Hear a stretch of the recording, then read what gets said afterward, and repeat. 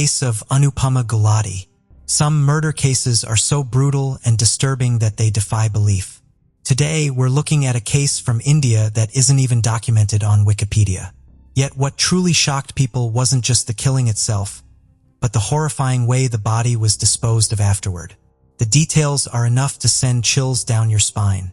This incident is regarded as one of the most gruesome crimes to have occurred in the scenic city of Dehradun, Uttarakhand. So what exactly happened in the Anupama Galadi deep freezer case? Watch till the end to uncover the full story. On October 15, 2010, Anupama Galadi, who lived in Dehradun, Uttarakhand, resided with her husband and their 2 children. Around that time, her phone began experiencing unusual disruptions. Her parents and brother would normally speak to her 2 or 3 times a week, so whenever her phone was switched off for extended periods, it caused them serious concern. Worried about her sudden unavailability, Anupama's brother, S.K. Chaturvedi, began contacting her husband, Rajesh Galadi, to ask about her. Each time he called, Rajesh offered the same explanation. Anupama was either too busy or had stepped out for some work. This situation went on for nearly 2 weeks. During that period, Anupama stayed in regular contact with her brother through email, a detail SK found somewhat unusual. Still, the Galadi family felt reassured, as her messages consistently stated that she was doing well and was happy with her husband and their 2 children. This pattern continued for about 2 months. However, when repeated attempts to reach her by phone failed, her parents asked SK Chaturvedi to travel to Dehradun and meet Anupama in person. When Chaturvedi reached Rajesh's house on December 12, 2010, Rajesh reacted with visible anger at the sight of him. He stepped outside and locked the door behind him. Rajesh then told Chaturvedi that Anupama was out somewhere and unavailable to meet. Suspicious of his behavior, Chaturvedi attempted to force his way into the house, which sparked a heated confrontation between the 2 men.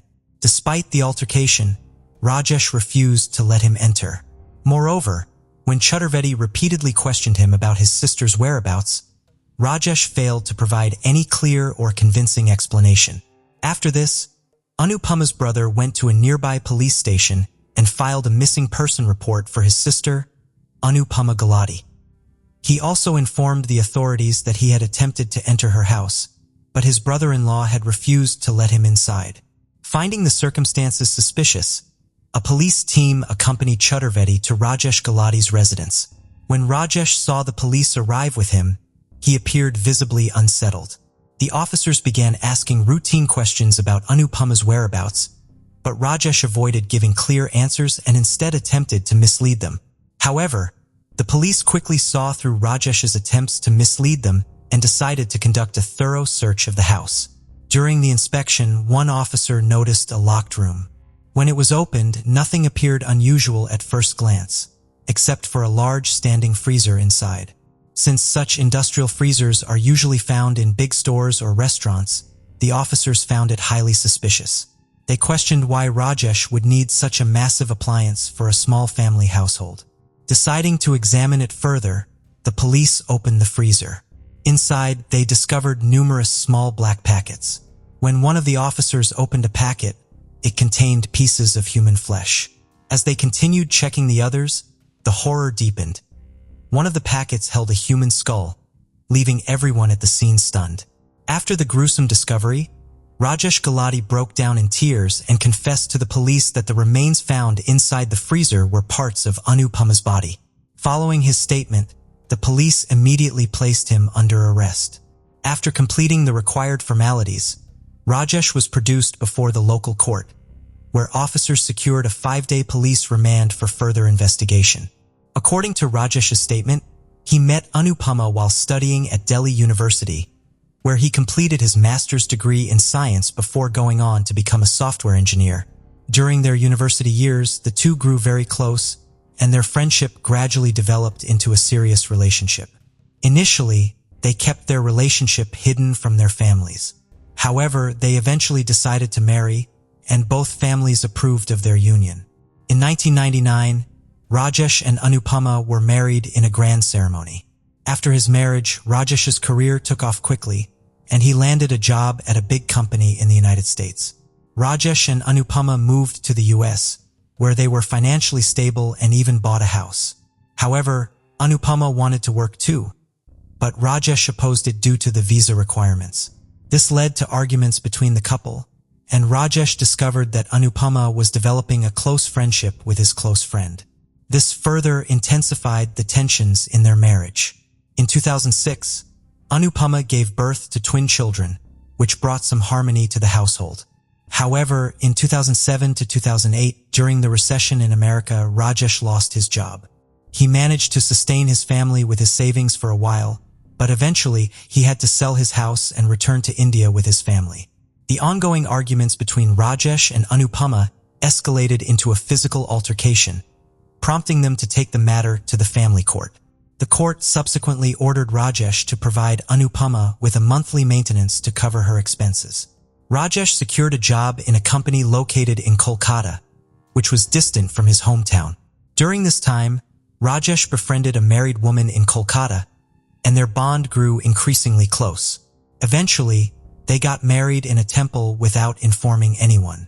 After his second marriage, Rajesh started living a normal life.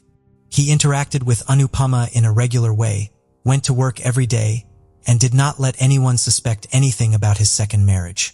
However, Anupama observed Rajesh's behavior and understood that he also had a girlfriend in Kolkata. Despite this, Rajesh and Anupama had numerous arguments about this issue, and Anupama even started discussing divorce.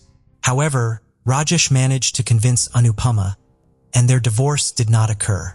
On the other hand, Rajesh was no longer paying Anupama the 20,000 rupees that the court had ordered him to pay due to all these disputes. On October 17, 2010, there was a significant altercation between the two individuals. During this incident, Rajesh became angry over something and forcefully pushed his wife. As a result, Anupama's head struck the corner of the bed, causing her to bleed from the head. Immediately after this, Rajesh was terrified for a few seconds, but then he himself lifted a pillow from the bed and used it to suffocate Anupama. Anupama Galadi had already died, and now Rajesh was trying to find a way to dispose of his wife's body. Rajesh happened to be at home on the 17th, and both his children were at school, so he thought he needed to find a place to hide Anupama's body before the children came back from school. Rajesh took Anupama to the second bathroom in the house and locked it. He then contemplated how to dispose of Anupama's body without arousing suspicion. However, shortly after, his children returned home from school, and when they asked about their mother, Rajesh told them that she had to suddenly go to Delhi. The following day, Rajesh went to the market and purchased a deep freezer, an electric chainsaw, a stone cutter machine, and small black envelopes. He hid these items in another room. The next day, when the children went back to school, Rajesh started cutting his wife's body into small pieces using the electric chainsaw, after closing all the doors and windows of the house. According to the statement given to the police, Rajesh cut his wife's body into a total of 72 pieces and then filled those pieces into black envelopes. After that, he carefully placed each envelope in the deep freezer to prevent the smell of the corpse from spreading. It took Rajesh quite a few days to kill Anupama Galadi, cut her body, and keep it in the freezer. During this time, whenever Anupama's parents or brother called, Rajesh made excuses to avoid them. He also came up with excuses for their neighbors who inquired about Anupama, and he had already convinced both children that their mother had gone to Delhi. In addition, Rajesh had access to Anupama's email, which is why he continued to communicate with Anupama's brother to ensure that those people did not suspect that Anupama was no longer in this world. However, after committing the murder, Rajesh went to the famous tourist destination of Mussoorie in Uttarakhand with his children for a weekend getaway. During this trip, Rajesh would take 2 or 3 envelopes from the fridge and discard them in the gorge or forests along the way. After this revelation, everyone was shocked, and the police also went to the place where Rajesh claimed to have disposed of the pieces of Anupama's body. After quite a bit of investigation, the police found some black envelopes in the surrounding forests and a gorge. Now, after collecting this evidence, Rajesh Galadi was sent back to jail. On the other hand, his twin children were sent to Delhi with Anupama's brother, S.K. Chaturvedi. The court officially granted custody of the children to Chaturvedi on March 7, 2011. However, Rajesh Galadi's father, Satyapal Galadi, filed an appeal against this court decision. But on November 3, 2012, the court dismissed Satyapal Galadi's appeal and awarded custody of the children to Chaturvedi. Additionally, based on the police's evidence, it was proven that Rajesh Galadi had brutally murdered his wife and cut her body into 72 pieces. After a lengthy trial lasting 7 years, on September 1, 2017, Rajesh Galadi was sentenced to life imprisonment and a fine of 1.5 million rupees for the murder. The court announced that out of the 1.5 million rupees to be paid by Rajesh Galadi as a penalty, 70,000 rupees would be deposited in the state treasury, while the remaining amount would be deposited in the names of both children. They will have the right to that money only after they reach adulthood. In 2018, Rajesh Galadi appealed the decision made by the lower court in the higher court. However, no decision has been made on this appeal yet, which is why Rajesh Galadi has been in jail for several years. During the police interrogation, Rajesh Galadi revealed that he has a daughter from his second marriage in Kolkata. This revelation sheds light on why Rajesh had an altercation with his wife Anupama and stopped providing her financial support. This was a highly violent case that made him famous in India. On the night of May 26, 1995, 22-year-old Tracy Brazel went out with 2 of her friends to have a fun night at Kodiak Ron's pub in Everett, Washington. While her friends left after drinks, Tracy stayed back at the arcade to finish her game, but that was the last time they ever heard from her. Despite everything her family did to find her, no sign of Tracy ever emerged. 2 months after Tracy's disappearance, 26-year-old Patricia Patty Berry was reported missing around the same location and in similar circumstances.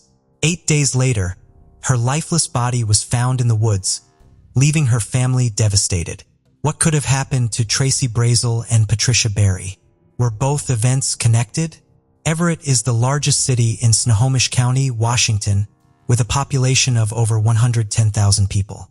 It is a place known for saltwater beaches, rolling hills, and river deltas, making it a beautiful spot to unwind in nature. Unfortunately for 2 young women and their families, this lovely town was the backdrop to tragedy and years of grief. Tracy Brazel was born on January 29, 1973, to Bill and Peggy Brazel in Glenridge, New Jersey. Tracy had an older sister, Lisa, whom she loved and emulated a lot as a child. Tracy had a contagious smile, enjoyed reading books, and was eager to learn from a very early age. In 1986, when Tracy was 13 years old, her parents Bill and Peggy started having issues that led to their divorce.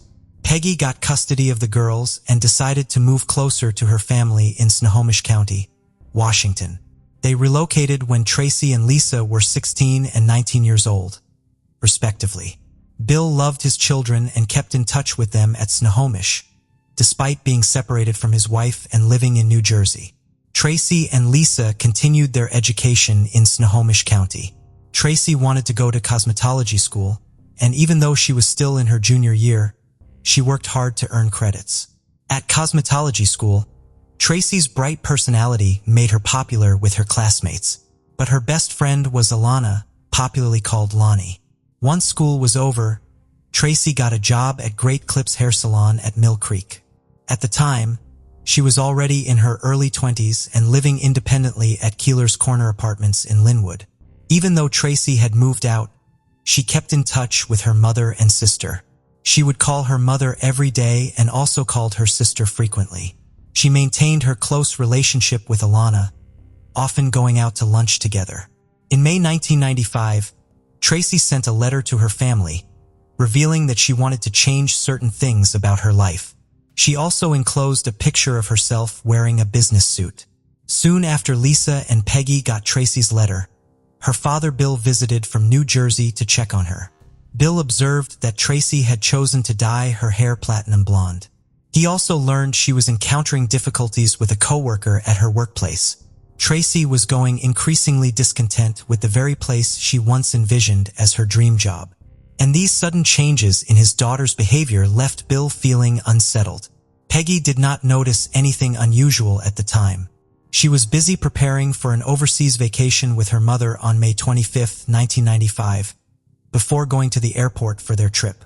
Tracy's mother and grandmother stopped by her workplace to see her. A day later, on May 26, 1995, Tracy quit her job unexpectedly. Although the reasons were unclear, Tracy seemed happy about quitting her job and decided to celebrate at night with some friends. Her best friend Alana was out of the country at the time, but Tracy had made plans to meet her when she returned. She went out for drinks with her friends, Dina and David Conlon, who were siblings. They ended the night at Kodiak Ron's pub along Highway 99, where Tracy immersed herself in arcade games. As the clock inched past 1 a.m., Tracy told David and Dina not to wait for her as she wanted to finish her game. Her friends said their goodbyes and left shortly. It wasn't until 1:45 a.m. that Tracy finally left the pub alone. On May 30th, 1995, Alana got back from her trip and started calling Tracy to meet up for their planned lunch, but all her calls went unanswered. She left messages but could not get through to Tracy. Feeling anxious, Alana decided to go to Tracy's apartment to check on her. The front door was locked, and despite repeated knocking, Alana got no response. She eventually gave up and was about to leave when she noticed something that got her more bothered. It was Tracy's car, a white Ford Probe parked peculiarly on the side of the street instead of its usual spot inside of the apartment complex. Alana moved closer to the car only to make another disturbing discovery. The passenger side window was broken, but there was no glass pieces or shards inside the car. Immediately, Alana called Tracy's mother, Peggy, but her line was not reachable when she was vacationing overseas. Alana called another family member about her worries, and together they visited the apartment and checked out Tracy's car. But without any sign of foul play, they assumed Tracy would be back soon and would get in touch when she saw Alana's messages. No one reported Tracy missing because her mother, who normally spoke to her every day, was out of the country and unreachable, and her co-workers at the hair salon were not expecting her since she quit her job. On June 4th, 1995, Peggy's cruise ship docked in Montreal and her phone was working again. When she called home, Peggy got the devastating news that her youngest daughter was missing. She dashed home in a panic and with Lisa's help filed a missing persons report. By then, 8 days had already passed since Tracy was last seen at the pub. The Snohomish Police Department swung into action looking for Tracy. They went to Linwood to examine her apartment and her park. Ford. The police checked for fingerprints inside the car, but found nothing, not even Tracy's prints. It seemed as if someone had wiped the car clean. Not even the shattered glass from the window was found, except for a few tiny fragments on the back seat. The investigators could not get any useful leads, and the police department at the time also lacked funding to do anything significant with the bits of evidence collected from the car. The investigation was at a dead end. But Peggy could not sit back and wait for the police department to be funded. She contacted her friend Andy, a former police officer. He worked with the police officers in charge of the case and helped them analyze some of the evidence. Eventually, one solid piece of evidence emerged: a single drop of blood found on Tracy's car window. Unfortunately, there was no technology advanced enough to test the blood at the time. Once again, they had hit a dead end. And while the search for Tracy was going on, another young woman in the city went missing. Patricia Berry, popularly known as Patty, was born on February 10, 1969. Although no details about her childhood are known, Patty was a single mother working to support her 2-year-old daughter Jessica when she disappeared. In 1995, Patty took up work at a dancer at Honey's nightclub located along Highway 99. She didn't really like her job because she didn't think it was decent enough. But the pay was good and she needed money to complete her education and provide for Jessica. Patty told her mother, Nancy Stransrud, that once she was done with school, she would get a proper job she could be proud of. With her job as a nighttime dancer, Patty would leave her toddler with a babysitter in the evening and fetch her after she got off work in the morning. But on July 31st, 1995, Patty did not show up at the babysitter's house. The babysitter called Nancy, Patty's mother, who immediately felt worried. Everyone knew how important Jessica was to Patty, and it was unthinkable that Patty had simply forgotten to pick up her daughter. They contacted every hospital in the area and the county morgue to see if anyone matching Patty's description had been brought in. Nancy finally called the police and reported Patty as missing. Instead of waiting for the police to take action, the whole family went out in search of Patty. The police sensed the urgency and immediately put out an all-points bulletin without waiting for 48 hours to pass. The investigators found that Patty had gotten off work around 1:30 a.m. on July 31st, 1995. The bouncer on the shift that night at Honey's told investigators that he had walked Patty to her car and noticed she had a flat tire. Someone procured a fix a flat inflator, but it only got the faulty tire half inflated. Still, it was enough to carry her to the nearest gas station where she could fix the tire. With that information, the investigators traced the route they thought Patty would have taken and found a gas station. But a note taped on the air machine at the gas station said the machine was inoperable. This meant that Patty would have been unable to fill her tire there. While the investigators were out interviewing the people at the nightclub, Patty's family was also searching for her. And they would be the ones to stumble on the next important lead. They found Patty's missing car close to a car wash behind a convenience store in South Everett, parked away from sight. They did not touch the car for fear of ruining evidence, but upon peeking inside, they saw a disturbing sight and immediately called the police. The car's interiors were covered in a massive amount of blood. This was no longer a missing persons case, but something much worse. When the police examined the scene, they concluded that someone wanted to conceal Patty's car from sight. They also noticed that the car wash offered air-filling facilities, so Patty might have stopped there to fix the tire the night she disappeared. There were drops of blood on the exterior of the car, indicating that Patty was probably attacked when she was trying to fix her flat tire. The massive amount of blood in the interior meant that the attack had continued inside the car. The police searched the surrounding area and found items that belonged to Patty. With a sinking feeling, investigators understood that something bad had happened to Patty. On August 8, 1995, 8 days after Patty had gone missing, 2 kids playing in the wooded area just south of Everett Mall saw something so gruesome, they went shrieking and running to the adults. Police arrived to find the lifeless body of Patty Berry, nude from the waist down and bearing 18 stab wounds. Although Patty's family feared she was attacked, the news of her death confirmed their worst fear. According to the autopsy, Patty's killer possibly intended to molest her, and due to the location where her body was found, investigators believe that the killer was someone familiar with the area. The investigators went back to Honey's to retrieve surveillance footage from the night Patty left the club. Unfortunately, the footage was blank from beginning to end, which made the club owners look suspicious. It seemed the club owners were trying to hide something, but as much as the investigators wanted to handcuff them, there was no evidence tying them to the crime scene. Thought was that the club destroyed the video. Their position is that they don't cooperate with law enforcement. Soon after, investigators got a call from a patron, Leslie James, who claimed he had information on Patty. James said he was at Honey's from 9 p.m. to 10 p.m. and had spent about 20 minutes chatting with Patty. After leaving Honey's, he drove to a casino 20 miles away, and on his way back later that night, he claimed he saw Patty trying to inflate her tire at a gas station. This was the same gas station with a malfunctioning pump. The police believed James' story at first, because they assumed that Patty had indeed visited the gas station. But James kept changing his story every time the police talked to him, making confusing and suspicious statements. The police put him on top of the suspect list and interrogated him thoroughly. However, there was no evidence to link James to the murder, so the police let him go. As the investigation stalled and police struggled to find a way forward, Nancy forged her own path. She contacted Scott North, a reporter for the Daily Herald, to keep Patty's story alive in the press. Scott published touching articles about Patty that eventually generated a good lead. A new witness connected the police about something he had seen the night Patty disappeared. The witness recounted seeing a man washing off bloodstains at the car wash where Patty's car had been found. He said he remembered the date vividly. It was his sister's birthday, but he never reported the incident, assuming it was animal blood on the car. The witness was asked to describe the man he saw at the car wash, and a composite sketch of the suspect was created. The police released the sketch to the public, with hopes for a breakthrough, but no one came forward to identify the man. The case soon went cold after this, much to the disappointment of Patty's family.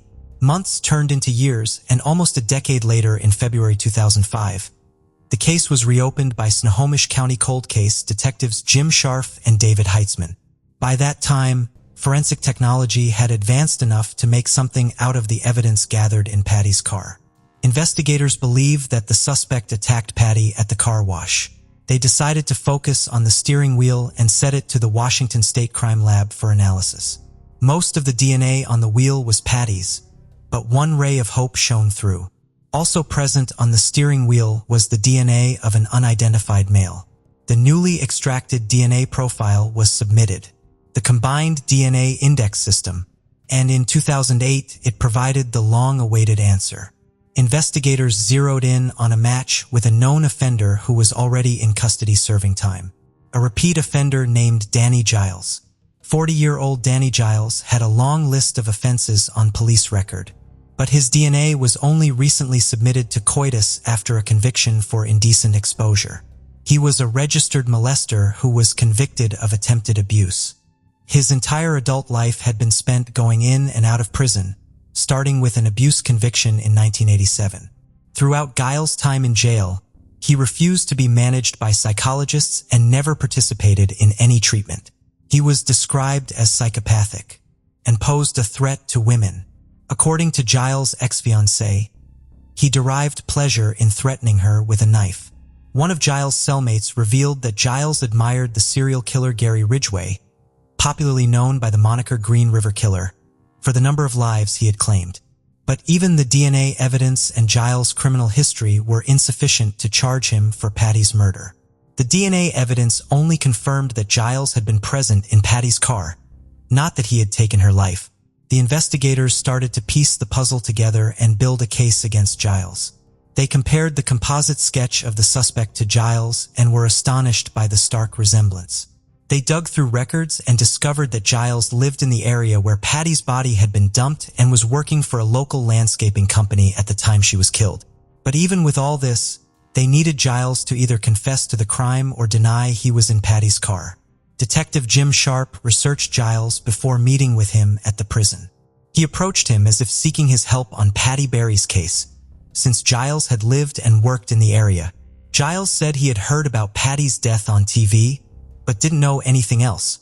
He also denied ever being inside Patty's car, and said he was unfamiliar with the area where the body was found. It was clear that Giles was telling lies. Detective Sharp knew that Giles would routinely visit the woods near Everett Mall to dump grass clippings from his landscaping workplace, the same woods where Patty's body had been found. To make Giles confess, Sharp showed him the DNA evidence that proved he was present in Patty's car. Despite being concerned, Giles staunchly refused to confess to the murder. But the detectives now had enough evidence to charge Giles with Patty's murder, so they did not waste time trying to get a confession. Since reopening Patty's cold case, the investigators had suspected that Tracy's disappearance and Patty's murder were linked. Both were young women who disappeared just months apart along Highway 99 late at night. In both cases, their car had been found abandoned, with clear signs that someone had attempted to clean away all traces and fingerprints. While Tracy's body was never found, investigators were certain she too had lost her life to Giles. The investigators again took advantage of advanced forensic technology to crack Tracy's case. They sent a single drop of blood found on Tracy's car window for analysis and were able to extract DNA from it. This DNA also matched Giles' blood, proving that he had been present in Tracy's car as well. However, just as in Patty's case, Giles refused to confess or share any details about what happened to Tracy, but the detectives went ahead and charged him for Tracy's murder.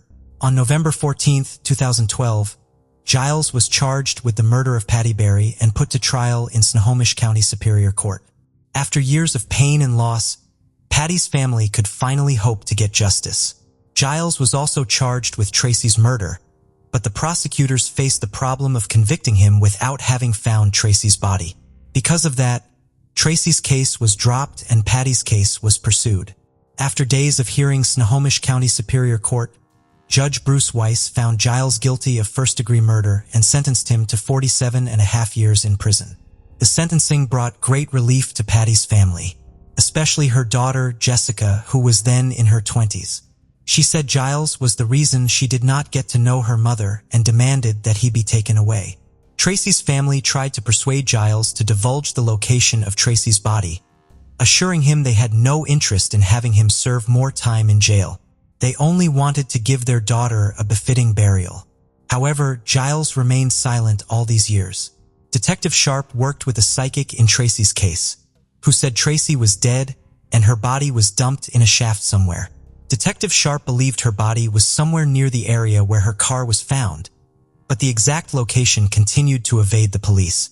The sentencing of Danny Giles brought relief to Patty's family and also gave hope to Tracy's family that maybe one day they would have the opportunity to give Tracy a befitting burial. The story of Danny Giles only shows how certain offenders should not be carelessly released into society.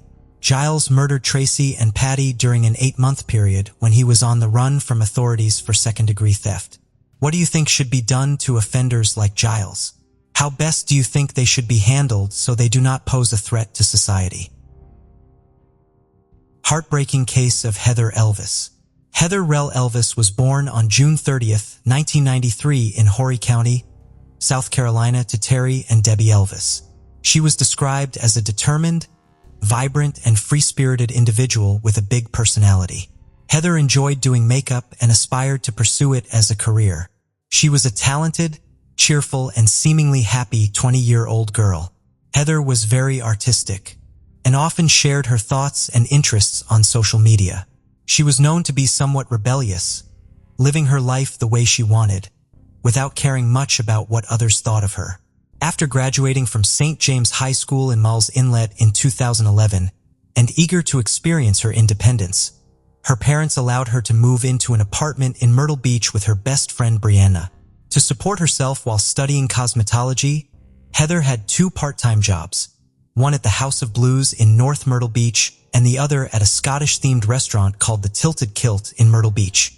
She had a good job, great friends, and a tight-knit family, and everything in her life seemed to be on track. However, like every 20-year-old girl, she had secrets and things that her family did not know about and would not find out about until it was too late. One day in the summer of 2013, Heather was working her regular shift at the Tilted Kilt when an older man caught her eye. This man was Sidney Mora, the restaurant's maintenance worker. Sidney was a 37-year-old married man with 3 children. His wife Tammy was a 40-year-old stay-at-home mother and a part-time travel agent whom he had been married to since 1997. Sidney owned his own maintenance company and would come to the restaurant to repair things in the kitchen. It was no secret that Heather had a crush on Sidney, even though he was much older, and the two of them would engage in harmless flirting at work. Heather would tell her friend Brianna about their interactions and how smitten she was with this man. Heather, who was also very active on her social media accounts, was open about expressing her feelings towards Sidney. It became clear that Sidney was also attracted to Heather, and the two began a romantic relationship. Sidney would often bring Heather coffee and bagels when she was at work, even on his days off. They would text each other frequently, and the relationship soon became physical. Heather was deeply in love with Sidney. She told her sister how much they loved each other and how they envisioned a future together. Throughout the affair, Heather was aware that Sidney had a wife. However, Sidney had told her that he was in an open marriage and was no longer in love with Tammy. He even claimed that Tammy had a boyfriend of her own and they were only living together for financial reasons and for the sake of the kids. Being young and naive, Heather believed every word. Her friends didn't approve of their relationship because Sidney was 17 years older than Heather. And on top of that, he was a married man. He had been married for 15 years to his wife, 40-year-old Tammy. The affair was not a secret at Heather's workplace, and she would often be teased by her colleagues. One of the girls also phoned the restaurant posing as Tammy, looking for Heather. Heather panicked and left work straight away, thinking that Tammy was going to show up. The affair lasted until September 2013, when Heather tweeted, "Once upon a time an angel and a devil fell in love. It did not end well," referring to her relationship with Sidney. Tammy found out about the affair, though it's unclear how she discovered it. People close to Heather said that once Tammy became aware of the affair, it was chaotic. Soon after discovering her husband's affair with the young waitress, Tammy called Heather and demanded that she end the relationship. Tammy then put Sydney on the phone, and he proceeded to tell Heather that she meant nothing to him, that it was over, and that she was just someone who spread their legs, among other insults that greatly undermined Heather's confidence and self-worth. Over the next few weeks, she tried to focus on rebuilding herself and directing her sights on her goals and work. Tammy, however, was only just getting started.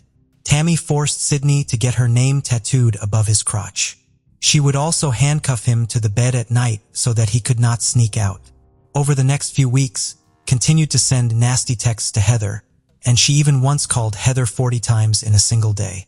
Heather believed that taunting Tammy was the best way to deal with the situation, saying things like, "Why are you texting me? You should be worried about your husband." Tammy would take it a step further and send Heather pictures of both Tammy and Sydney in bed together, getting intimate. It was also reported that Sydney texted Heather again, saying that Tammy wasn't entitled to feel the way she did about the affair and act the way she did because she too had a lover. But this turned out to be a lie. They both agreed to call it quits because nothing good was coming from it. Heather, on the other hand, told Sydney that she wanted Tammy to stop calling the restaurant because she lost hours of work and was sent home because Tammy kept calling. Heather and Sydney last saw each other on November 5th after they agreed to end their relationship. Heartbroken, but remaining determined to move on from the situation, Heather continued to work on herself, with those close to her commenting on how she had got her smile back. Things also started to look up for Heather when she was offered a job in a beauty salon, and she was one step closer to her dream job. As for the texts and calls from Tammy, Heather began to get used to them and continued to ignore them, thinking that Tammy would eventually get bored and move on.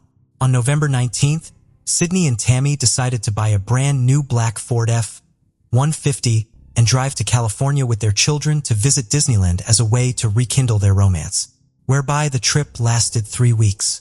Meanwhile, despite Heather's life taking a turn for the better, it would not be long before those around her began to notice that she was gaining weight. So much so that she had to be given a new uniform at work as her usual one no longer fit.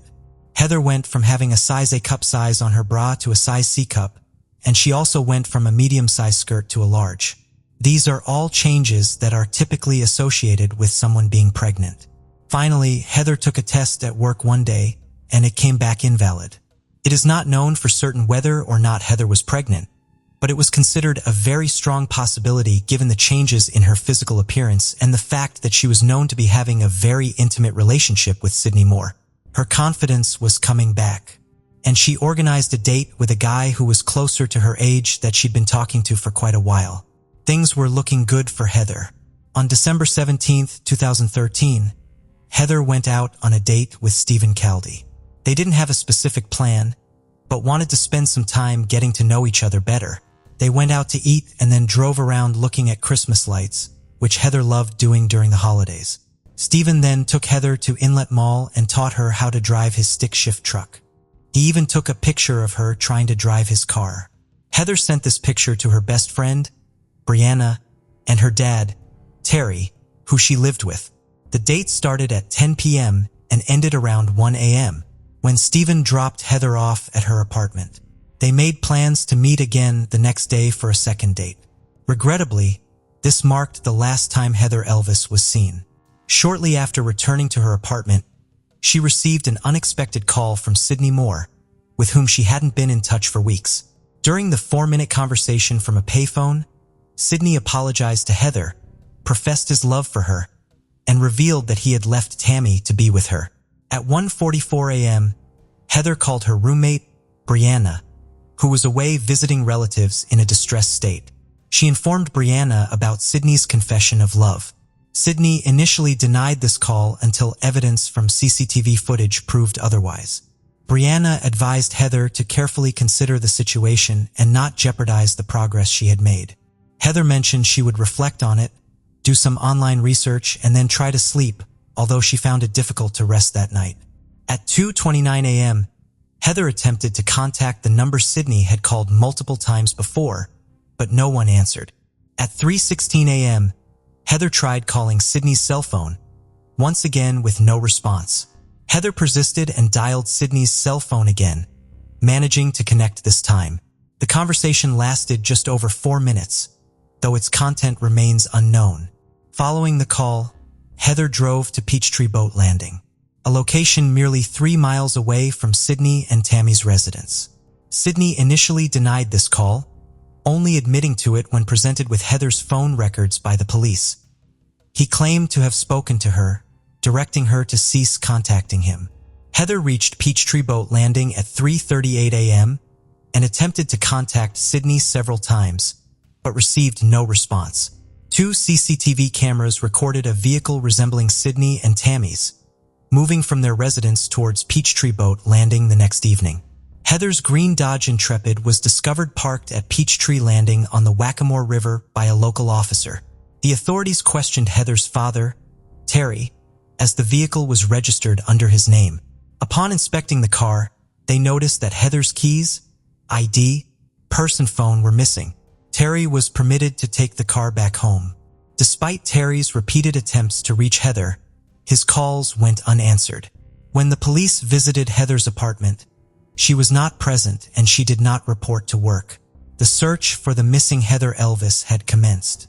Sydney and Tammy were suspected of involvement in Heather's case based on texts, phone calls, and public statements. They were arrested on February 21, 2014, for kidnapping, obstruction of justice, and indecent exposure. After spending 11 months in prison, they were released in 2015 on a $100,000 bond each. The murder charges were dismissed in March 2016, and the kidnapping charges were pending. The indecent exposure charges were dropped on June 20, 2016. Sydney's trial for the kidnapping of Heather Elvis began. It was revealed in court that Heather may have been pregnant. Detectives found out that Sydney bought a pregnancy test and cigars at Walmart. Later, Sydney called Heather from a payphone and arranged to meet her. Sydney claimed the pregnancy test was for Tammy as they were trying for a baby. However, security footage showed them cleaning their car, burning rags, and having a receipt for a pregnancy test. The kidnapping charge against Sydney ended in a mistrial because the jury couldn't agree on a verdict. There was no evidence linking Sydney to Heather's murder. In August 2017, Sydney faced trial once more, this time for obstructing justice. He was convicted and given a 10-year prison sentence. Additionally, the prosecution intended to retry Sydney for kidnapping at a later date. In October 2018, Tammy was put on trial for kidnapping and conspiracy, 5 years after Heather's disappearance. It was revealed during the trial that Tammy was angry about her husband's affair with Heather, especially when rumors suggested that Heather might have been pregnant in December 2013. A family friend, Donald DeMarino, testified that he saw an image of Heather on Tammy's phone at a family gathering after Heather disappeared. According to Donald, Heather in the image did not seem able to move or speak, causing him distress and leading him to leave the event. Although the image was not shown in court and few details were provided, the prosecution's evidence, including this testimony, convinced the jury to find Tammy guilty in less than 2 hours. She was sentenced to 30 years in prison for both charges, with the possibility of parole after a set period. To this day, they have not revealed what occurred to Heather Elvis on that night in December 2013. Both have been attempting to challenge their convictions for years, claiming their innocence, but without success. Currently, Sydney, aged 47, is imprisoned at the high-security Lee Correctional Institution in Bishopville, with an expected release date of March 31, 2044. Tammy, aged 50, is at the medium-security Leith Correctional Institution in Greenwood, with an anticipated release date of May 9, 2043. Heather Elvis has never been found, and a tribute garden has been set up at Peachtree Boat Landing in dedication to her. Heather's disappearance left a void in the lives of her family and friends, and their pain, unanswered questions, and desire for closure became part of the story of Myrtle Beach. The community came together in search efforts and vigils, united by hope for answers. Heather's story touched hearts beyond the coastal town, highlighting the challenges of love and relationships. As we honor Heather Elise Elvis, Let her memory remind us of life's fragility and the need for compassion and understanding.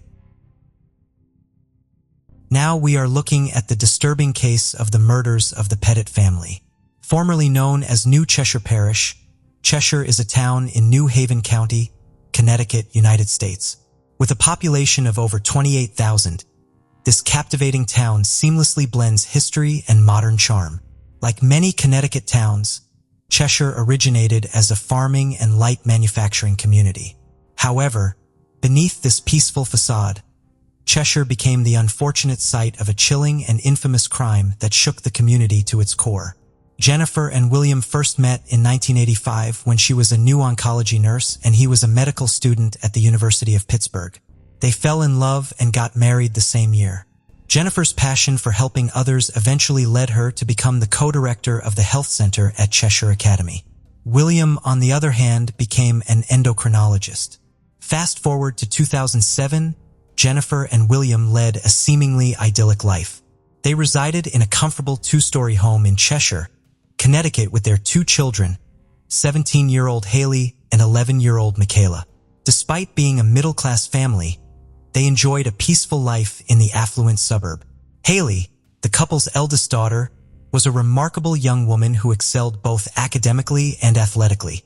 She participated in varsity cross-country basketball and crew, demonstrating her dedication and passion for sports. Alongside her achievements, Haley also devoted her time to fundraising for multiple sclerosis research, showcasing her selflessness and desire to make a difference. Her academic excellence earned her a place in the high honor roll, and she had aspirations to study medicine at Dartmouth College. Michaela, the younger daughter, attended Chase Collegiate School and had her own unique interest. She found joy in gardening and delighted in preparing delicious meals for her family. Inspired by her sister, Michaela had plans to continue the fundraising efforts once Haley left for college, carrying on the family's commitment to making a positive impact. Life appeared to be going well for the Pettit, with each family member pursuing their dreams and contributing to their community. However, their world was about to be shattered by an unforeseen tragedy. Just minutes after 9 a.m., police officers responded to a distressing call. A bank manager at Bank of America had alerted them that Jennifer, after withdrawing $15,000, had claimed her family was held captive by two dangerous men who posed a threat to their lives. Following this, Jennifer then left the bank and climbed into a SUV where an unknown man awaited her. Together, they sped back to the pet at home. Now, upon receiving the call from the bank, the police swiftly dispatched units to the Pettit's home. Acting with the utmost caution, they discreetly established a perimeter of vehicles, ensuring their presence remained concealed. Following protocol, the officers were freeing from attempting any direct communication with those inside the residence. With clear instructions to exercise patience, they awaited the right moment to make their move, aware the situation demanded careful planning. However, by 10 a.m., chaos had erupted. A raging inferno had engulfed the Pettit home, billowing smoke into the sky. Moments later, two figures burst out of the engulfed house, escaping the scene in the Pettit family car. But their attempt to evade justice was short-lived, as the vigilant eyes of the police were already upon them. The chase was on, sirens blaring and adrenaline pumping, as the law enforcement closed in on the fleeing criminals. A mere block away, their reckless flight came crashing to an end, quite literally, as their car collided with a police vehicle.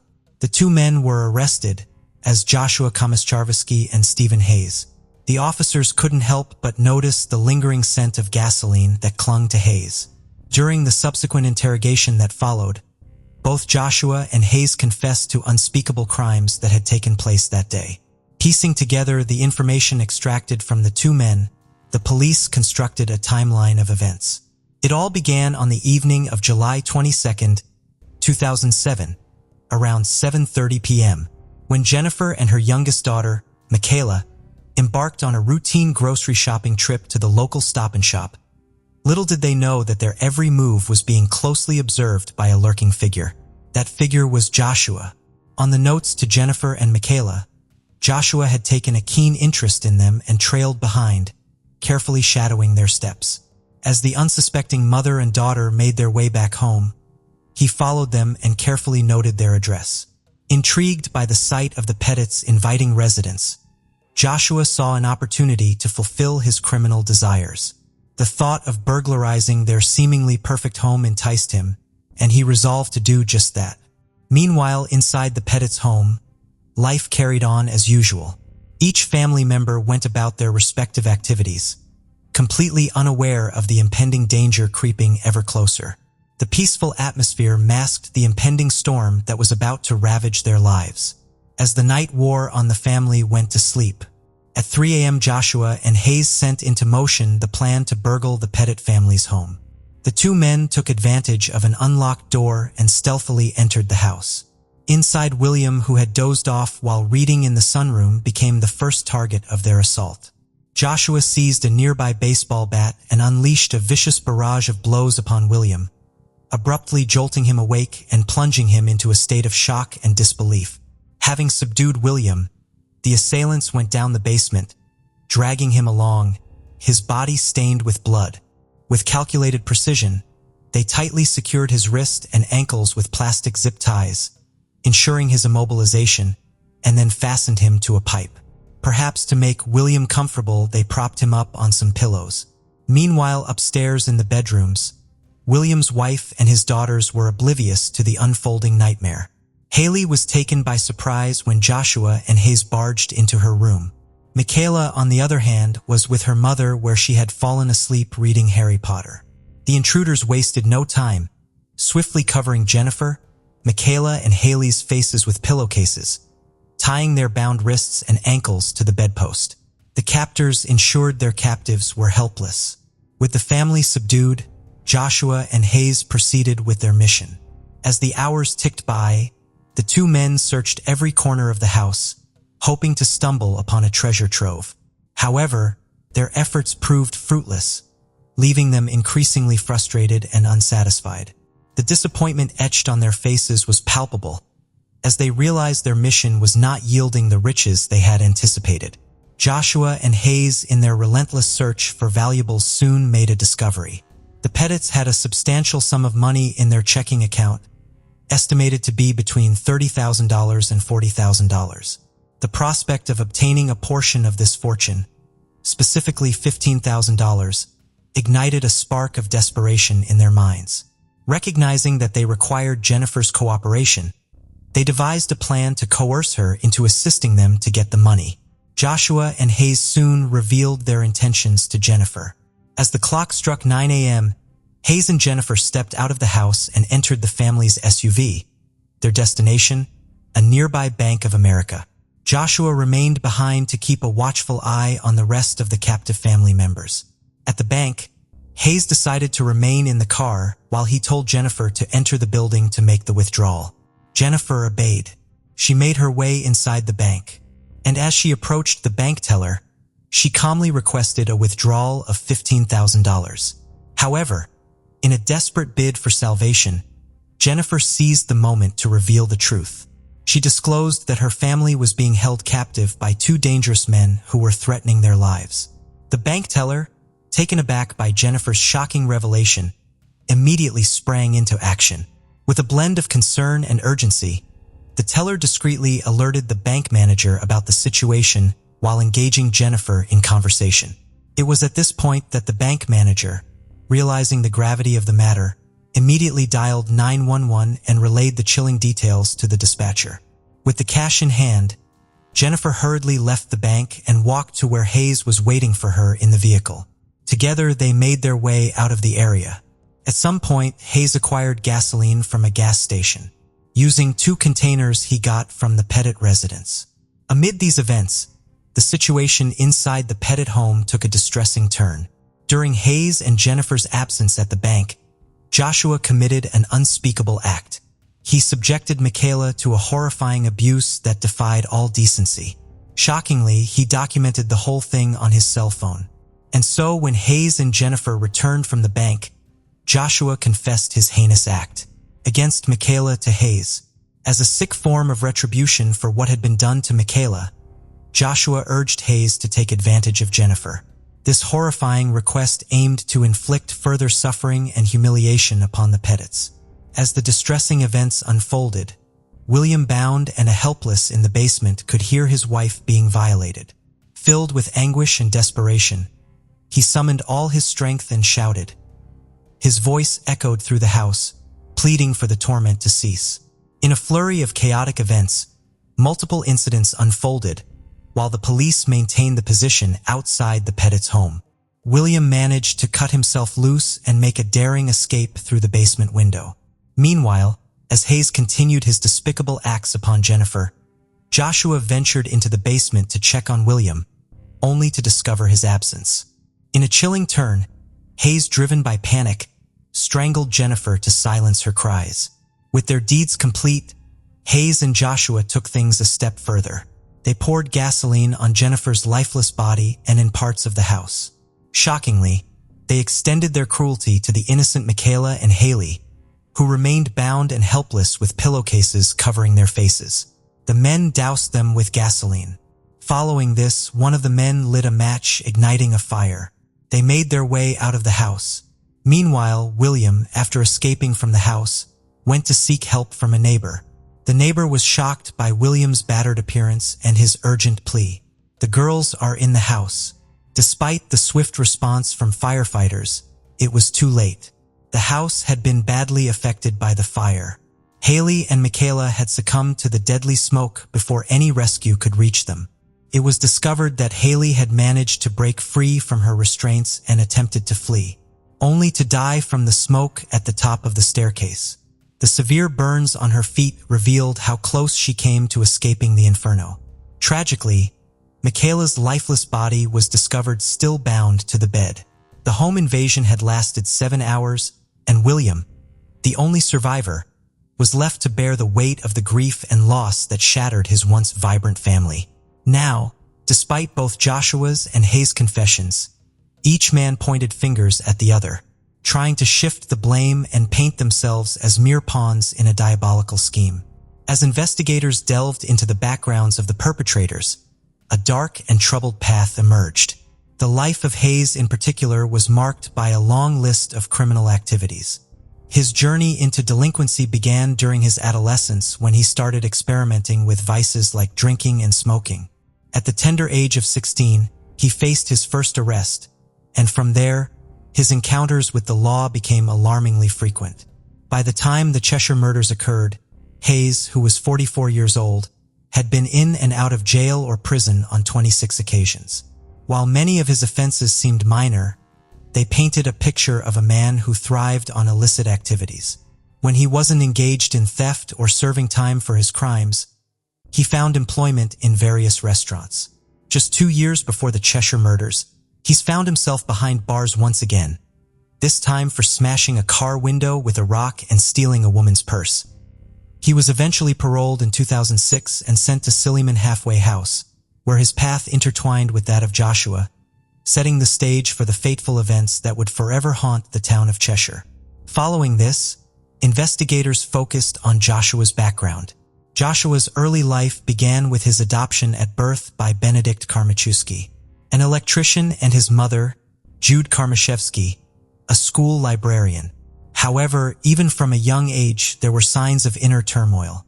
Joshua was diagnosed with oppositional defiant disorder, a type of behavior disorder in a child marked by defiance and disobedience to authority figures. This condition strained his relationships and led to challenges in school. In an effort to provide him with a more suitable environment, his mother made the difficult decision to homeschool him, occasionally enrolling him in a Christian academy. But as Joshua approached his teenage years, a darkness seemed to consume him. His mother would later claim that he fell under the influence of a satanic cult, although it's unclear whether this was the truth or simply a desperate attempt to explain his troubling behavior. Regardless, at the age of 14, Joshua's life took a sharp turn. He began breaking into homes in Cheshire, targeting an astonishing average of 8 houses per week. The troubles in Joshua's life continued to escalate. In the early 1990s, he faced accusations of abusing his own sister. The weight of the evidence was enough to secure a conviction. Even during the penalty phase of his trial, Joshua's father admitted that the accusations were likely true. Then in 2002, he faced another round of legal trouble, this time for 18 home invasions. During this period, Joshua didn't shy away from sharing the intricate details of each burglary with his defense attorney at the time. He revealed how he would enter people's homes and listen to the sleeping occupants breathe, relishing in the act of invading their private spaces and violating their sense of security. Joshua was eventually convicted of 12 counts of burglary in December 2002. The court handed down a sentence of 9 years in prison, coupled with 6 years of special parole. During his sentencing, Judge James Bentavenga aptly described Joshua as a calculated, cold-blooded predator. After serving his time, Joshua was released on parole in April 2007, leading him to cross paths with Hayes at the Silliman halfway house, setting in motion the tragic events that would forever scar the town of Cheshire. Now, after the harrowing details of the Pettit family murders emerged, questions began to swirl around William's action during the horrific ordeal. Curiosity lingered as to why he hadn't managed to free himself sooner. Why had it taken over 6 hours for him to break free from his restraints? And why, instead of heading upstairs to the second floor, did he choose to flee out of the house? In a society captivated by tales of heroic men saving the day, the image of a vulnerable and incapacitated father struck a nerve, challenging conventional notions of strength and courage. Well, as the legal proceedings unfolded, both Joshua and Hayes found themselves facing a daunting array of charges. A total of 17 counts ranging from assault to murder to kidnapping were brought against them. However, when the time came from the respective trials, a decision was made to try them separately. Hayes, desperate to avoid the impending trial, made a bold move by attempting to negotiate a plea bargain that would secure him a life sentence. However, the prosecutors, determined to seek the ultimate form of punishment, decided to proceed with the trial and pursue the death penalty. A high-stakes battle was set to unfold in the courtroom where the fate of Hayes would be determined. In a dramatic turn of events, before the trial commenced, Hayes' despair reached a breaking point. He resorted to a drastic measure, overdosing on prescription medication in his cell. His life hung in the balance. As he was swiftly rushed to a hospital, he was eventually stabilized. On September 13, 2010, Hayes' trial commenced. The jury, consisting of 7 women and 5 men, took their seats, knowing they held the weighty responsibility of determining the fate of a man who had committed unspeakable acts. Soon the battle of narratives unfolded. Hayes' defense attorneys argued that Joshua, the co-conspirator, was the true mastermind behind the horrific home invasion, asserting his escalating violence had shaped the course of events. Prosecutors, on the other hand, maintained that both Hayes and Joshua shared culpability for the crimes that had shattered the Pettit family's lives. On October 5, 2010, as the trial drew to a close, the jurors were treated to deliberate. After approximately 5 hours of intense discussion, they reached a guilty verdict. The sentencing phase of the trial commenced on October 18, 2010, with the jury trying to determine whether Hayes should face the ultimate punishment of death or spend the rest of his days locked away in a prison cell. Deliberations commenced on November 5, 2010. The first day of deliberations concluded with the jury in a deadlock. On the following day, November 6, 2010, the jurors reconvened. Defense attorney Thomas Ullman pleaded for leniency, painting a picture of a tormented soul haunted by his own actions, arguing that a lifetime of isolation in prison would be the harshest punishment Hayes could endure. Ultimately, Hayes was sentenced to death on 6 capital charges, ensuring the gravity of his crimes would not go unanswered. Additionally, he received 106 years in prison on non-capital charges, further cementing his severity of his transgressions. Although an execution date of May 27, 2011 was set, the judge acknowledged the potential for lengthy appeals, which could postpone Hayes' execution for an indefinite period. Thus, the date served as a formality, signifying the complex nature of the legal process. Just like Hayes, Joshua's attorneys proposed a guilty plea in exchange for a life sentence. However, prosecutors opted for a trial with the intention of seeking the death penalty. Joshua's trial commenced on September 19, 2011. His defense team placed the blame on Hayes, portraying Joshua as a vulnerable and easily influenced individual who did not have murderous intentions. On October 13, 2011, Joshua was found guilty. The jury recommended the death penalty on December 9, 2011. And during the sentencing hearing, Joshua delivered a statement, expressing his remorse and acknowledged the pain he had caused. He spoke of the everlasting burden he would carry, saying he would never find inner peace and his life would be a continuous reminder of the hurt he inflicted. While admitting his involvement in the crime, he maintained that he did not intend to take anyone's life. William, in his victim impact statement, likened the crime to his personal Holocaust, describing the lasting effects it had on his ability to sleep and trust. The judge assigned July 20, 2012 as the execution date for Joshua, acknowledging that the appeals process could potentially delay the execution indefinitely. Now, during the trials of both Joshua and Hayes, the jury members were confronted with the harrowing evidence that left a lasting impact on their well-being. Autopsy photos depicting the victims' lifeless bodies and disturbing images captured by Joshua on his cell phone as he assaulted Michaela were presented in court. The graphic nature of the evidence and the deeply distressing witness testimonies took a toll on the jurors, causing severe psychological and emotional trauma. In 2015, Connecticut abolished the death penalty, resulting in a change in Joshua and Hayes' sentences. Both of them were sentenced to life imprisonment, effectively removing the possibility of the release from prison. William sank as he received the news of the Connecticut Supreme Court's decision to abolish the death penalty. He believed that the court had exceeded its authority and urged them to consider the emotional impact that death penalty cases have on victims and their families. He emphasized the need for justice and closure, which he felt only the death penalty could provide. However, his pleas were disregarded, leaving him with a profound sense of loss and questioning whether true justice had been served. In the aftermath of the tragedy, William found the strength to rebuild his life. Determined to keep the memory of his loved ones alive, he established a foundation in their honor. It was through this organization that he crossed paths with Christine Paulief, who would become his second wife. Together they formed a bond, and their love grew. In time, they welcomed a son into the world, whom they named William Pettit III. Despite moving forward, William held a heartfelt wish that people would remember his lost family. He wanted their memories to live on, their lives cherished, and their stories shared. As we conclude the devastating account of the Pettit family murders, we are left with a profound sense of loss and a myriad of emotions. The unimaginable horrors that they endured serve as a stark reminder of the fragility of life and the depths of human cruelty. But as we reflect on this heartbreaking tale, some questions linger. How do we prevent such tragedies from occurring in the first place? What steps can we take as a society address the underlying issues that fuel such acts of violence and destruction? The case of Sheil Cavlin. Sheil Cavlin grew up on the west side of Manhattan. Shelley's life was marked by a love of learning and academic excellence, earning a degree in wealth management.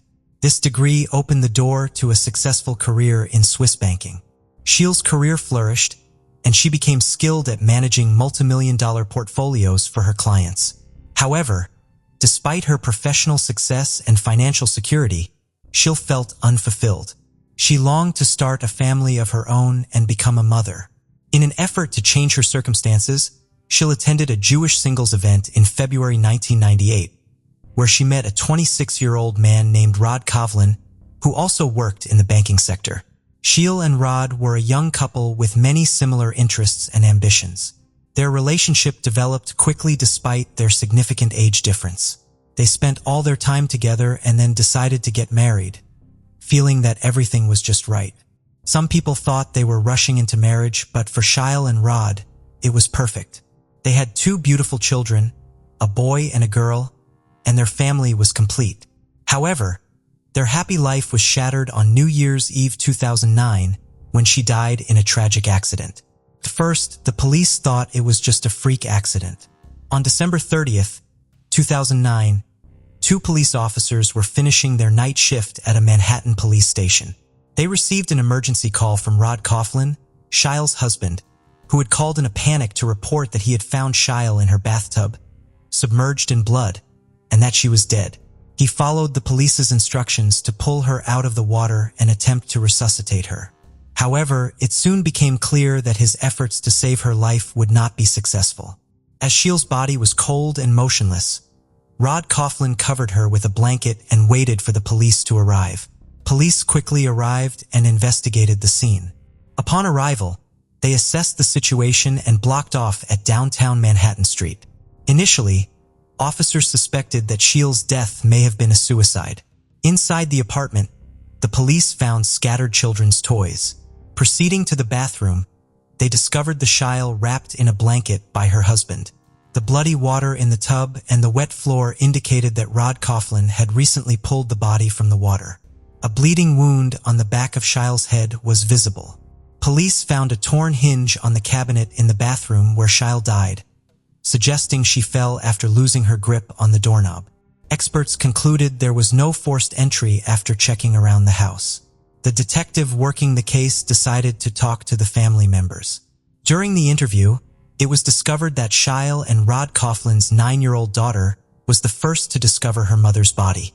Traumatized and shocked by what she saw, she told the police what had happened. It turned out that the night before, she and her younger brother had slept in their mother's bed.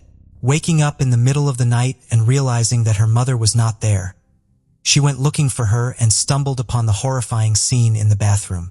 She quickly called her father, Rod Coughlin, who had recently separated from his mother and was downstairs. He rushed into the bathroom, pulled his wife's body out of the water, and called emergency services. Her account of the events matched Rod Coughlin's, supporting the theory that her death was an accident.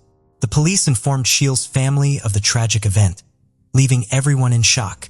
An autopsy and forensic examination were scheduled for the following day. When the medical examiner contacted investigators to begin the examination, he was surprised to learn that this procedure would not take place, despite being necessary. This left the examiner confused.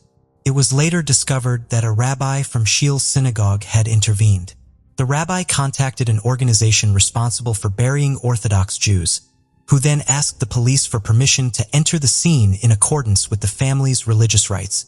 The police granted permission and a team of rabbis arrived at the scene. They cleaned up the blood in the bathtub and prepared Sheil's body for burial in accordance with the family's beliefs. Unfortunately, this process destroyed all evidence and clues before they could be examined by the police forensic department. Orthodox Jewish tradition considers autopsies unacceptable because they involve defiling the body of the deceased.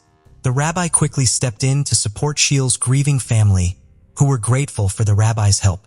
As a result, the family agreed to forego an autopsy and organize funeral arrangements. Sheil was buried within 24 hours, with hundreds of people attending to pay their respects. Sheil's parents questioned the cause of Sheil's death. Police told them that potential evidence had been destroyed during the cleanup. They thought that a fall in the bathtub would certainly have caused the accident, but the possibility of death from such an accident seemed unlikely. The family hired a private investigator to investigate the circumstances of her death and determine whether it was indeed an accident. The private investigator begins by going to the family home to talk to Sheil's relatives and learns that Sheil's marriage to Rod Coughlin is having major problems.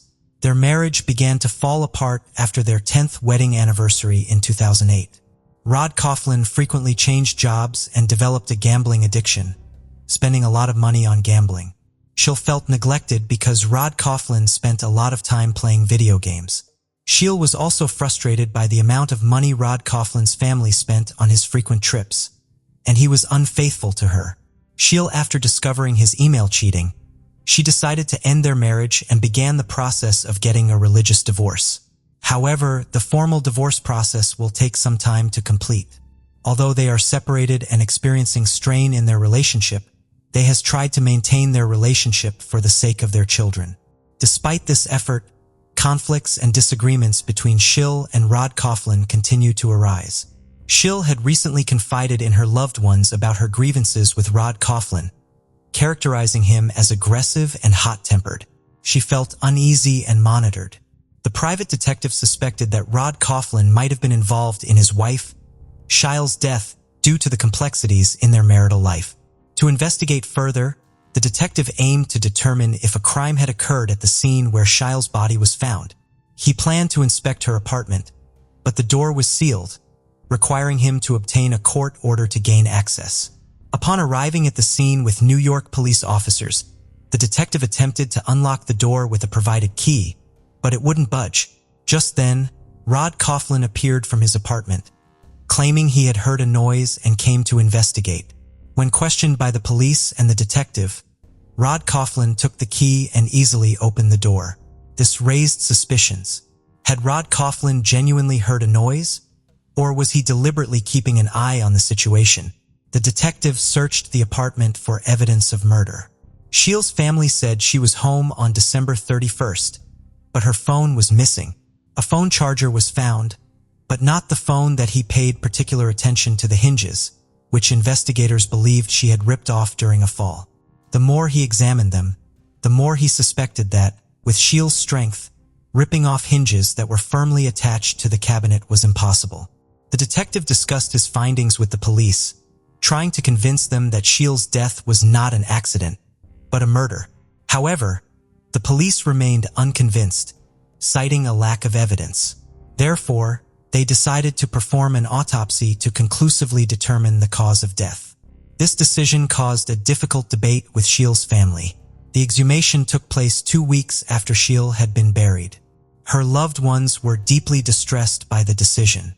In the Jewish faith, exhumation is considered negative and many religious leaders oppose the practice. The family needed time to think about their next steps. They felt the need to find out the truth about their daughter's death, so they agreed to exhume her body. However, the exhumation process was difficult, so the family had to apply for a special order from the prosecutor's office. Even with the family's consent, they still had to make sure that all the necessary paperwork was completed. Once all the paperwork was completed, they proceeded with the exhumation and autopsy.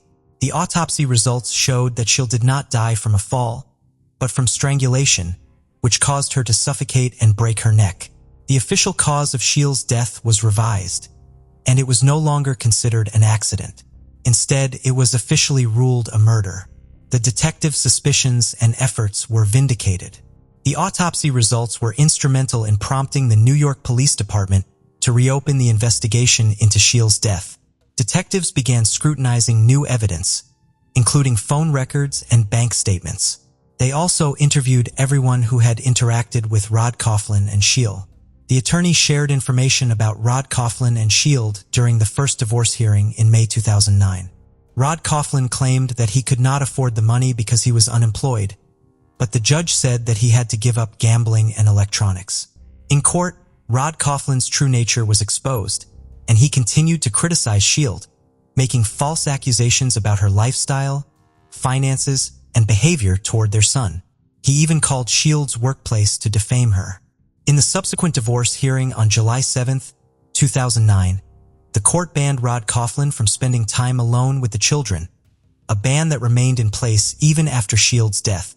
The court also denied Rod Coughlin custody of the children and awarded custody to Rod Coughlin's parents through a social worker. This decision likely angered Rod Coughlin greatly. Police interviewed a former caregiver who had cared for Rod Coughlin's children before he fired her. It was discovered that on December 30th, Sheil had received an expensive keratin hair treatment that cost hundreds of dollars. The care instructions emphasized avoiding humidity in high temperatures for several days, essentially prohibiting baths or showers. Sheil's autopsy revealed no signs of bathing on the day of her death, leading investigators to speculate that she may not have taken a bath. Detectives reviewed surveillance footage from the building, which showed Rod Coughlin leaving his apartment at 4 a.m. on the day of the murder, dressed to go out. He returned a short time later. The building's security guard found this unusual, as Rod had never left the building that early. The security guard asked Rod Coughlin if he needed anything, but when he said no, Rod Coughlin returned with the chocolate bars and gave them to the security guard. Investigators believe that Rod Coughlin's actions were intentional to create an alibi, and as a result, he became the prime suspect. Sheil and Rod Coughlin were still married, which meant that absent a will or divorce, Rod Coughlin would inherit her estate, which was worth over $5 million.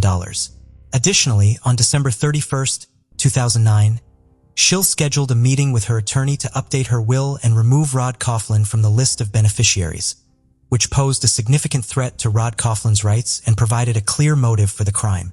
All of Sheil's assets were frozen in a safe deposit account. It is likely that Rod Coughlin knew about Sheil's plans to remove his name from her will, as he may have been monitoring her activities. A review of the surveillance footage revealed that Sheil had returned home at 8 p.m. the night before the crime, talking on her phone. However, the phone had gone missing after the crime. The investigators decided to conduct another search of the crime scene, and upon returning to the apartment, they quickly found Sheil's mobile phone lying on her bedside table, still connected to the charger. When questioned by the police, Rod Coughlin hired a lawyer, who advised him to remain silent. As a result, investigators had to continue searching for new evidence implicating Rod Coughlin. When they examined Rod Coughlin's phone records, they discovered frequent calls to the number of Deborah Holmes, a married woman with 3 children. 5 months before Sheil's murder, Rod Coughlin and Deborah met at a sickbow tournament and began a passionate affair. They often met at sickbow tournaments or played together online. Investigators saw an opportunity to gather information and decided to contact Deborah with a few questions. However, to their surprise, Deborah responded that her attorney had asked her not to cooperate. Faced with Deborah's refusal to speak, the police asked for the name of her attorney. The response revealed that Deborah and Rod Coughlin were the same attorney. As a last resort, the police searched Sheil's newly discovered phone for incriminating text messages or electronic communications between Rod and Deborah. All data had been completely erased by a professional. Even skilled programmers were unable to recover the deleted messages. Over time, it became clear that he had succeeded in evading justice. While his crimes may have been well executed, the rabbi's meticulous cleaning of the bathroom was a major factor in hampering the investigation. By removing all traces of blood and other evidence, they destroyed DNA, making it increasingly difficult for investigators to collect evidence. The case stalled because Rod Coughlin confessed to the crime and a lack of evidence prevented the case from going to trial. 5 years have passed since the investigation into Sheil's death began, but no arrests have been made.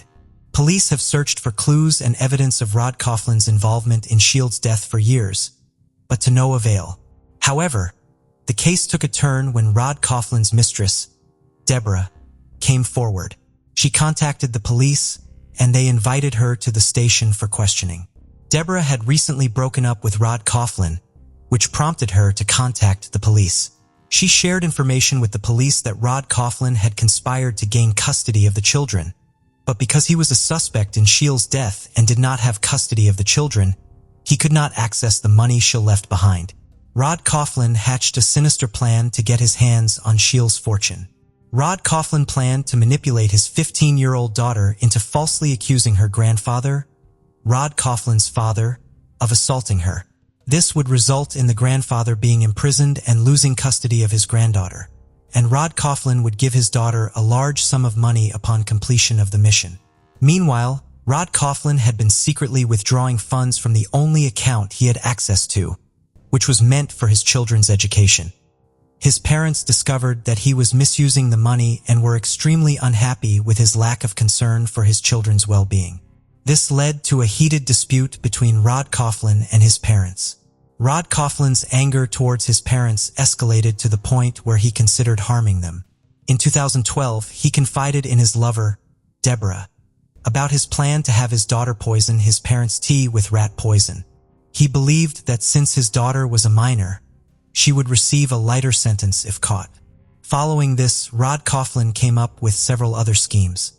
He considered burning down his parents' house and trapping them inside by jamming the doors. Rod Coughlin also thought about arranging a fake marriage for his daughter to a Mexican man, which would have forced her to give up part of her inheritance to him. The police were shocked by the details of Rod Coughlin's plans. Deborah secretly collected evidence, storing a large amount of data on hard drives. Deborah realized she was dealing with a psychopath, and she waited until after she broke up with Rod Coughlin to share the evidence with the police. The recordings she collected of Rod Coughlin's conversations with various people. The police now had to listen carefully to these recordings to find conclusive evidence. Deborah's contribution to the investigation was crucial. As the investigators analyzed the recordings, they made a surprising discovery. In a conversation with a friend he met through backgammon, Rod Cavlin casually mentioned that he had keys to Sheil's apartment and could enter it at any time. Investigators found that Rod Cavlin was plotting against his own daughter, planning to pin the responsibility for the Sheil's demise on her. Thanks to all the information gathered, the police finally had compelling evidence to charge Rod Cavlin with the demise of his wife. On November 1, 2015, Rod Cavlin was arrested. Sheil's family awaited the trial of their daughter's perpetrator, but victory was not assured. Rod Cavlin, while incarcerated, shared intimate details of his wife's murder with a fellow inmate. He even reenacted the strangulation, which matched the autopsy results. During the 7-week trial, the jury heard testimony about the heinous crimes he planned to commit, including murdering his wife, targeting his parents, and framing his own children. The jury was horrified by his cold-blooded nature.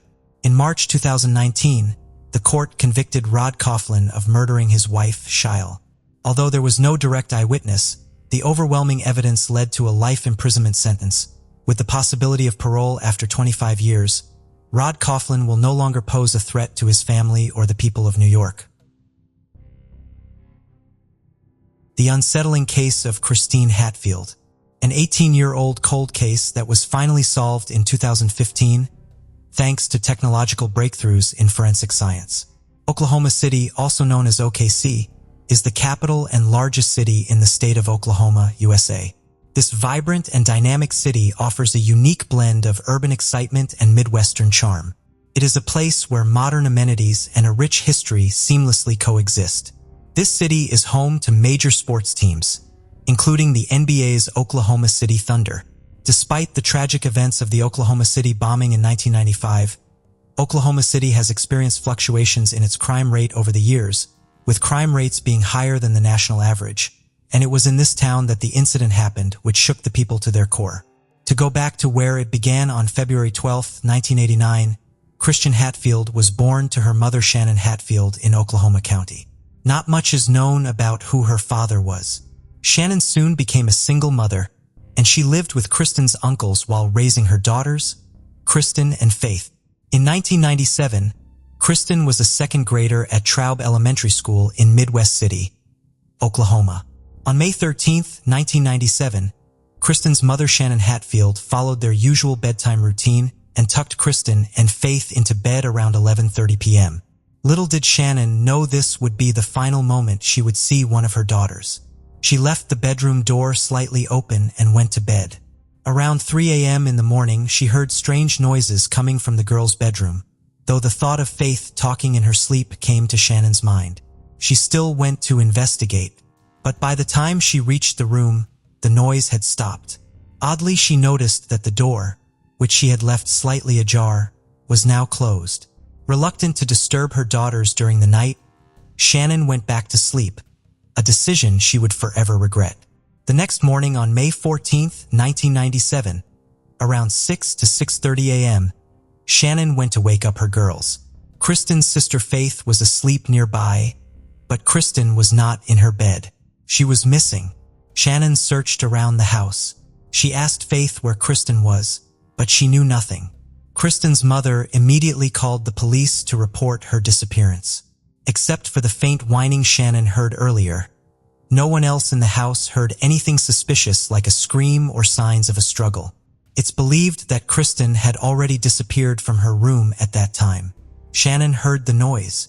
If her mother had looked inside the bedroom when she heard the sounds of faint whining, she would have seen that Kristen was gone.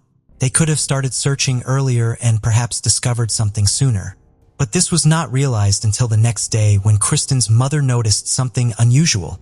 The bedroom door was closed, which was not normal. The police initially considered the possibility that Kristen had left the house on her own during the night.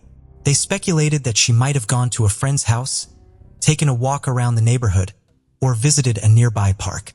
Although it may have seemed unusual, there were cases where children had left their homes at night and wandered around only to be found later. However, in Kristen's case, the police's assumption turned out to be incorrect, and their initial theory was proven wrong.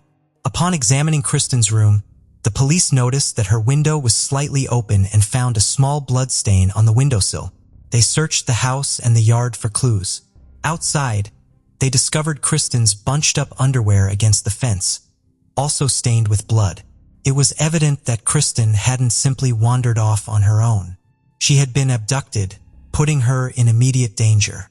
The police understood the urgency of the situation and knew that time was critical.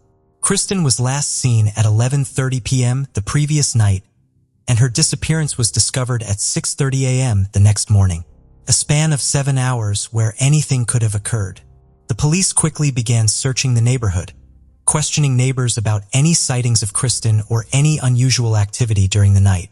One resident reported hearing dogs barking around 2 to 3 a.m., but didn't find anything suspicious when he investigated. Blood samples from the underwear and windowsill were sent to the lab for analysis. Surprisingly, the results indicated that the blood did not belong to Kristen. It was from an unidentified male. Now, Kristen's mother was a single mom. Kristen and Faith lived in their uncle's house with her. Shannon also had a history of drug abuse. Kristen's uncles and their families were not very fond of Shannon. Considering Kristen's family issues, the police didn't exclude any family members as potential suspects or individuals who might have knowledge about her disappearance. They thoroughly investigated everyone and followed up on every lead and tip they received. However, none of these avenues yielded any significant information, leading to a quick stagnation in the case. Over the years, Kristen's name faded from the public conversation, and she became known as the girl occasionally featured on missing person flyers around town. Nonetheless, her family remained determined to find answers, and the police were equally committed to not giving up on the case. 18 years after Kristen's disappearance, in June 2015, a new team joined the investigation into Kristen's disappearance, taking a fresh approach. They decided to resubmit the DNA samples found on the window and the victim's underwear to the database. With advancements in technology as time passed, they hoped to find a match. DNA analysis was still developing in the late 90s, so someone who wasn't in the system then might be now. Chief Brandon Claves of the Midwest City Police Department had an unwavering determination to solve the case. Detective Daryl Miller also felt a strong connection to it. Miller and Brandon agreed to work on the case together. They possessed a complete male DNA profile from the crime scene, matching the bloodstains on the window and the underwear. Their first step was running the DNA samples through COIDES, the Combined DNA Index System. Unfortunately, they did not find a match, but they remained hopeful. They had a list of approximately 100 men to consider since the DNA belonged to a male.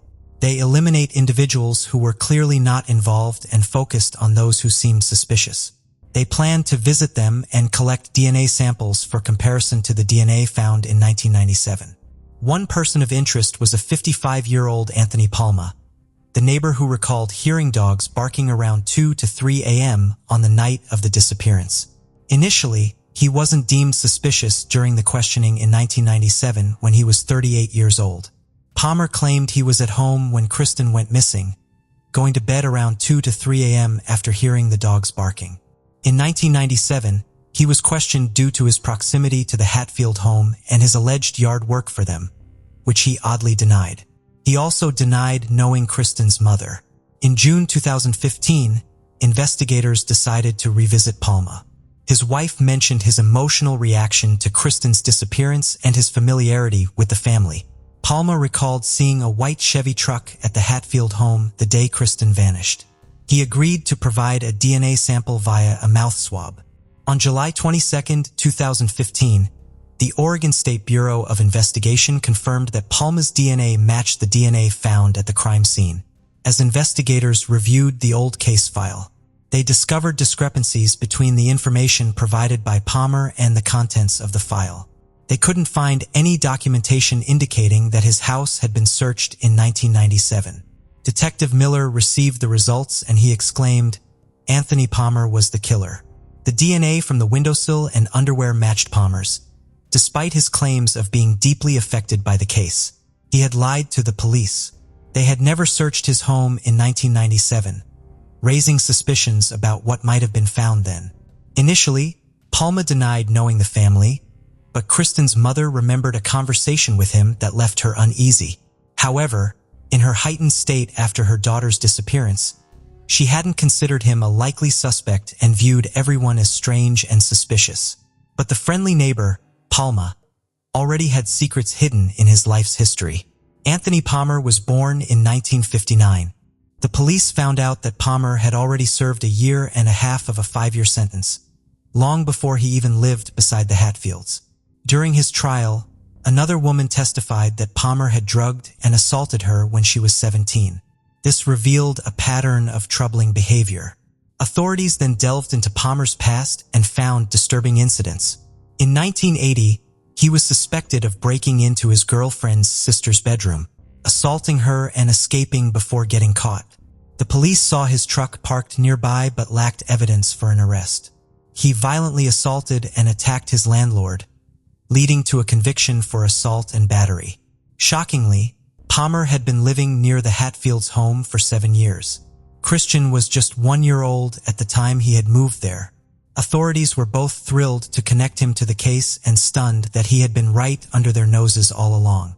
The impact on the family could only be imagined. Returning to the case by October 12, 2015, the investigators had gathered enough evidence to interview Palmer. They asked him if he remembered anything unusual about the day or even before Kristen's disappearance. Palmer responded by denying any involvement with Kristen or her family, except for seeing a white truck in front of their yard. He claimed that he typically spent his time working on his yard and fixing neighbors' bikes, but denied calling the kids over to his house. He mentioned having a daughter named Christy, who often played with the neighborhood kids. When asked if he had seen Kristen and her mother Shannon around the neighborhood, Palmer claimed to have seen Kristen playing with another girl named Crystal, but he couldn't recall the specific time frame. He stated that he was generally cautious around people and didn't pay much attention to who was there. Palmer denied having any interactions with Kristen, never recalling helping her with her bike or talking to her. He asserted that he didn't know Kristen or her family and wasn't aware of how long they had lived there. On the night of May 13, 1997, Palmer said he didn't leave his house. He mentioned that his dog barked at the back fence, assuming it was due to the presence of other animals or dogs in the area. Palmer didn't investigate further and simply called the dog inside before going back to bed. Palmer expressed suspicion towards Shannon for leaving the house, believing that she should have stayed in case Kristen returned or received a call. Palmer brought up Shannon's drug use and mentioned allowing her brother, who was helping search for Kristen, to stay at his place temporarily. When asked if Shannon's brother confided in him or provided any useful information, Palmer denied it. During the interview, the investigators confronted Palmer with the DNA evidence. His DNA was found on the windowsill of Kristen's room and on the underwear discovered in the backyard. Despite his earlier claims of never being in the backyard or having any contact with Kristen, Palmer's repeated denial and lack of explanation for his DNA being present raised suspicions.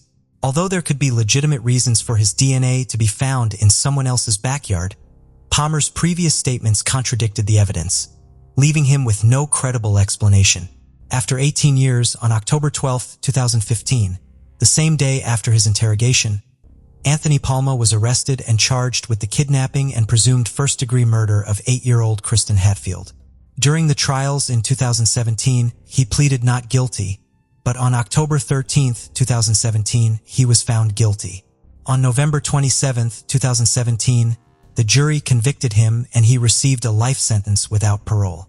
Surprisingly, he chose not to appeal his conviction, which is unusual for someone claiming innocence. Despite multiple opportunities, Palmer refused to disclose the location of Kristen's remains. Shannon, Kristen's mother, wrote to him in prison 3 times, but he asked her to stop. On January 11, 2019, Palmer was strangled to death by a cellmate who was serving a life sentence for first-degree murder. He was 59 years old.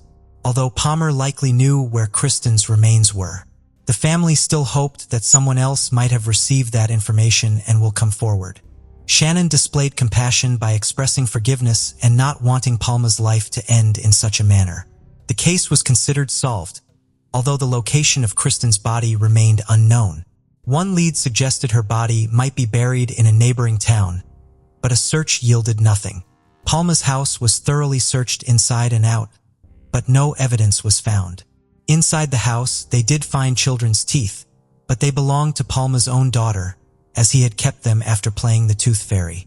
Kristen's family chose to forgive Palma for what he had done, hoping that their forgiveness would lead him to reveal the location of Kristen's body. Unfortunately, he never did. She had already expressed her forgiveness in a letter to Palma, wishing he would find it in his heart to provide the information they sought. The abduction of Kristen Hatfield was a case that made the alliance of forensic science with criminology more substantial. But Kristen's body is still not found. Case of Cat West. Cat West was born on February 15, 1975, in the small town of Davie, Florida. She was the only child of Nancy and John Jonathan Martin. As a child, Cat always wanted a sibling, but her mother's health problems made that impossible. This has made Cat West so attached to her dolls. She treats them like living creatures, sings to them, and cherishes them. Cat West was a popular student in school, admired for her good looks and friendly personality. She was very active in extracurricular activities, particularly sports and dance. However, during the teenage years, signs of bipolar affective disorder begin to appear, characterized by depression and anxiety, alternating with periods of hyperactivity, persistently elevated mood and agitation. Only later did her parents realize their daughter's condition, but it was too late. By then, she had turned to alcohol to cope with her emotions. It wasn't until she sought treatment for her addiction that doctors discovered the underlying issue, a bipolar disorder. Despite overcoming her dependency on alcohol, managing her bipolar disorder proved to be a much more daunting task. She was on multiple medications, which caused unpleasant side effects and made her feel unwell. Eventually, the disorder was brought under control, but Cat West had to continue taking medication. Cat West wants to get married and have children, but her personal life is full of hardship, possibly due to her past mental illness and addiction. However, Cat West is a charismatic and attractive person, has many admirers, is often the life of the party, and shines in the spotlight. Growing up, Cat West aspired to be a model. She actively pursued her goal, spending time attending auditions and exploring different looks. She was especially attracted to Marilyn Monroe, an actress of the style of the 1950s. Cat West has watched many of Monroe's films, collected her posters, and imitated her style and image. Interestingly, Cat West bore a resemblance to her idol, which she proudly acknowledged and cherished. Although her dream of becoming a famous model didn't come true, Cat West's photos were frequently published in local magazines, earning her some recognition, a fan base, and occasional recognition on the streets of her hometown. At the age of 28, she met her life partner, William Jeffrey West. William was born in 1970 in Alabama, came from a typical family. From a young age, he had aspirations of a career in the military or law enforcement. As a diligent student and active sports enthusiast, he was robust, fit, and incredibly focused. In the early 1990s, William joined the U.S. military, initially serving as a military police officer. His dedication led to a promotion as a military recruiter responsible for enlisting individuals into the Army and Navy. He was eventually promoted to head of a recruiting unit, spending 20 years of his life in military service. William pursued higher education alongside his military career, earning a bachelor's degree in public relations from the University of South Carolina. He then went on to study criminal justice, eventually earning a master's degree. William is a calm and goal-oriented person who likes to keep a low profile. He was a devoted family man, marrying young and having 2 children. After retiring from the military, he became a corporal in the police department of a university town, where he was responsible for ensuring the safety of the campus community. He approached his duties with seriousness and responsibility, never having to use his service firearm throughout his career. Cat West and William first met in the mid-2000s, when William was still serving in the military and married to his first wife. Despite their vastly different personalities, William is a quiet and serious military man, and Cat West is a bubbly and outgoing blonde, and they feel an immediate attraction to each other. In 2004, William, a married man at the time, met Cat West. Despite their 5-year age gap and Cat West struggles with alcohol addiction, but they quickly fell in love. William soon filed for divorce to be with Cat West. and in less than 5 months, they got married in Las Vegas in 2005. After getting married, they welcomed their first child, a daughter named Lola. They moved to Sarah, Alabama, Williams' home state, where Kat designed their custom-built home, adorning their bedroom with portraits of her idol Marilyn Monroe. Neighbors described the Williams as a happy couple, despite their very different personalities. Kat West was known for her bold fashion sense, always striving to look stunning and attractive. She loved being the center of attention, often seeking compliments and admiring glances. In contrast, William appeared more reserved and serious, a trait likely developed during his long military career. Kat West's life is a complete contrast to her glamorous appearance and her everyday reality as a housewife. Despite her efforts to make it big in modeling, her career failed to take off after her marriage and the birth of her daughter. Focusing on creating a cozy home and raising her children became her top priorities. However, her domestic life wasn't fulfilling and she yearned for attention and recognition. With the emergence of social media in the late 2000s, she began sharing pictures online. She was inspired by Barbie and Marilyn Monroe, but gradually became more daring and provocative. Her husband was surprisingly supportive of her new hobby, often serving as her photographer. Eventually, the hobby became a profitable business, earning her income through paid subscriptions. A typical evening found they shopping for prepared seafood, fine brandy, and absinthe from a local supermarket. They would pick out scented candles from a nearby store to set the mood for a romantic evening.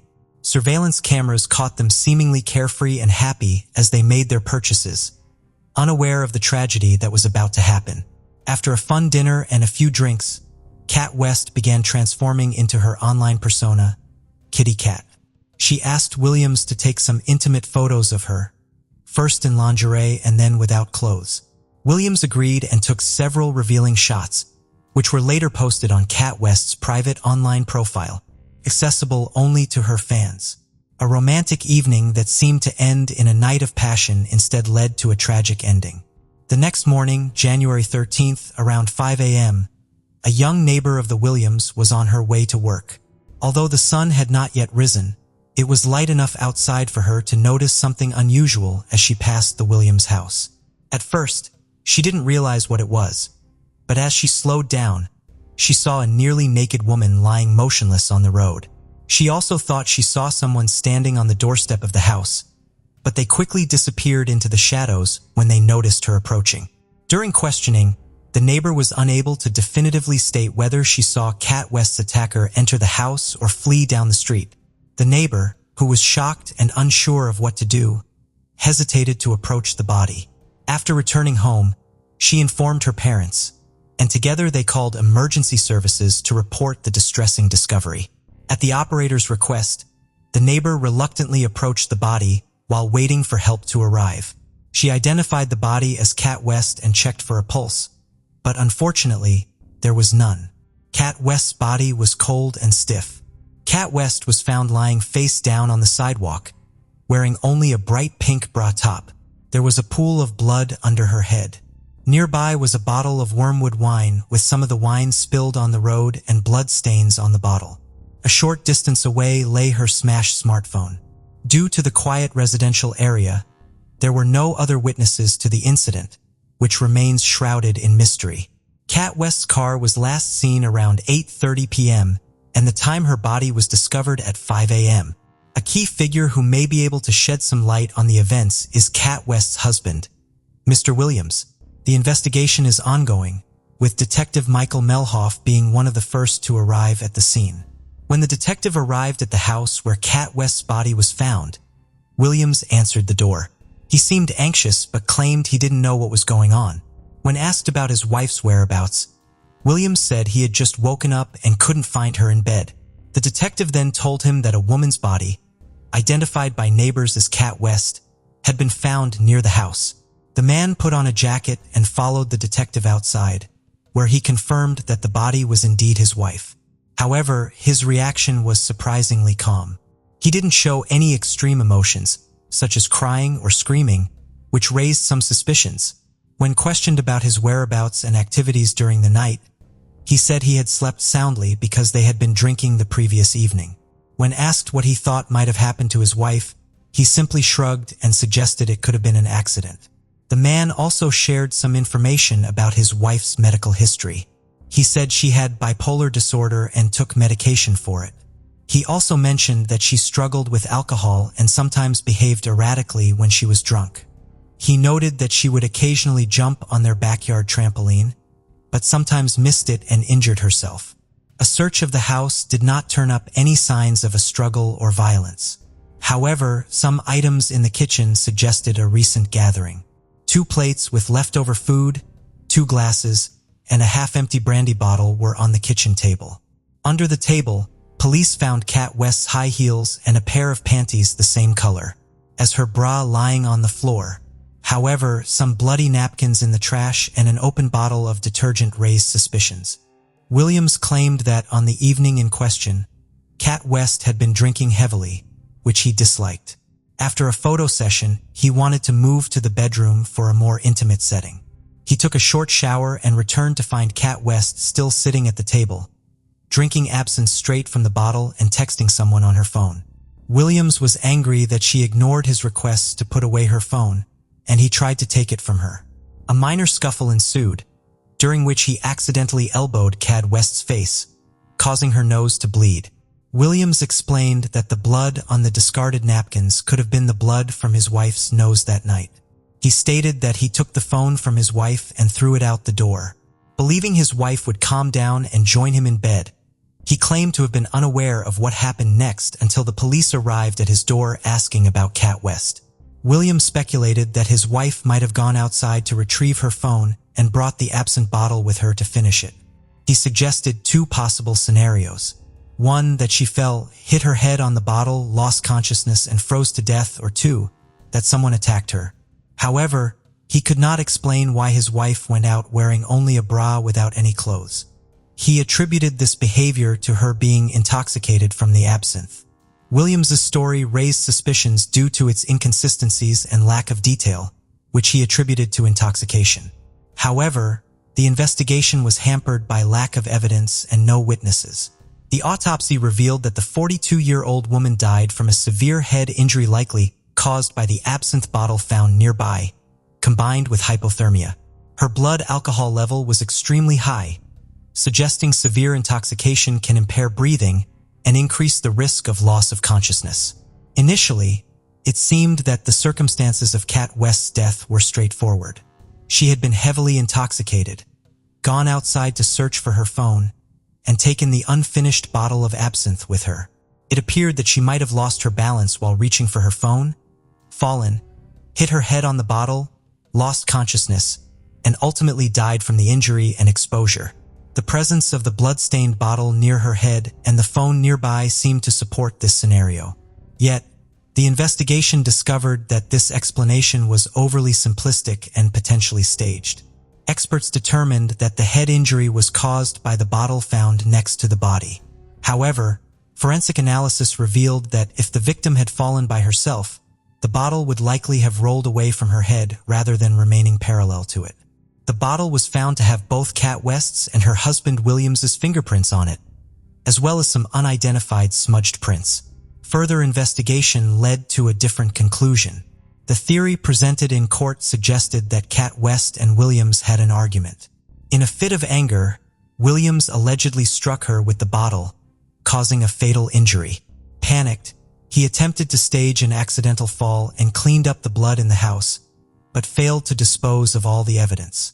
Evidence supporting this theory included a fitness app on Williams' phone, which tracked his movements. The app showed that Williams was active in the house until midnight and again early in the morning before the police arrived. This contradicted his claim of being asleep, leading police to speculate that he was trying to conceal evidence during these times. A neighbor who discovered the body recalled seeing a male silhouette on the doorstep of the house in the early morning hours. However, due to the dim light, she couldn't be certain if it was Williams or someone else. She also couldn't determine if the person entered the house. This information piqued the investigators' interest, especially given Kat West's online persona, Kitty Cat, which had attracted many male admirers who paid to see her revealing photos. This theory suggests that a highly devoted fan may have been responsible.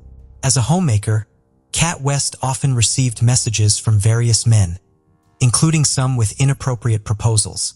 However, she kept her distance, and there were no explicit threats or harassment found in their communications. A few persistent fans who lived in other states were quickly ruled out as suspects. Despite this, mysterious footprints were found on the doorstep, which didn't belong to the homeowners, but they vanished on the lawn and their origin remained unknown. Friends, relatives, and neighbors described the Williams family as a happy couple, and he knew her online activities under the name Kitty Cat. While some might have seen it as unusual, he treated it as harmless fun. Their social circle was unaware of Kat West's online persona, just as most of her followers didn't know her real-life identity. Williams firmly denied ever abusing his wife, saying he loved her so much that harming her was impossible. However, they frequently argued, and a text exchange from January 12th revealed a heated dispute. Kat West criticized Williams for not matching her energy and temperament, suggesting they might be incompatible. Despite the lack of direct evidence, Williams remained the prime suspect. Following his arrest, his family and defense attorneys rallied to his defense, believing he was innocent. They insisted that he could never hurt his wife.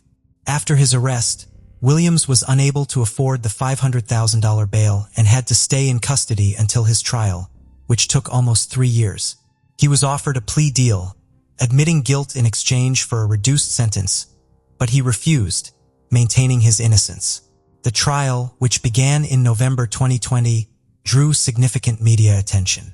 This publicity put pressure on the judges and jurors. By this time, the possibility of a third party's involvement in Kat West's death was no longer considered.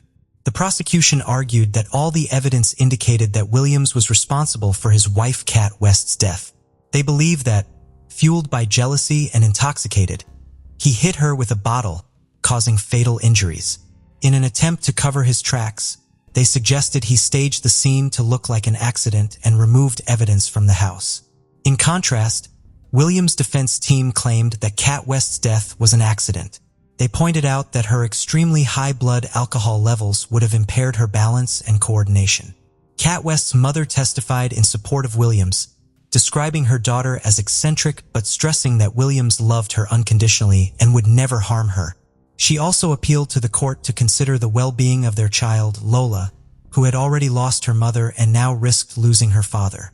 On January 11, 2021, the jury delivered a guilty verdict for involuntary manslaughter.